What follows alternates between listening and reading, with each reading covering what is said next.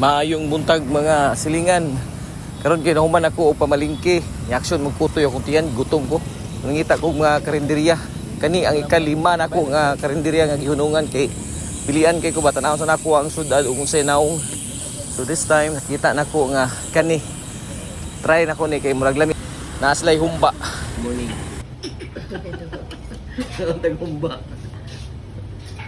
Ang location ani mga silingan naara ni likod sa bus terminal padulong og Laak, Asunsyon, Kapalong, naa sa likod niini. Kung natimingan mo nga gigutom mo wala pa larga ang bus, diri mo kaon.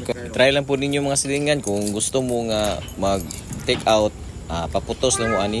Barato ray lang mga sudan po tag 40 akos day. Ang katuyuan ako nining vlog is to support local businesses din sa Tagum, particularly sa mga karinderya or food industry. O hinaot nga nakatabang bisan sa simple lang kaayo nga vlogging, hinaot nga makatabang sa ilahang panginabuhian. Ug mao to, daghang salamat mga unta. Kaon sa ko kay gutom na. Nya lami jud ay gyud. Promise. Ani na mo.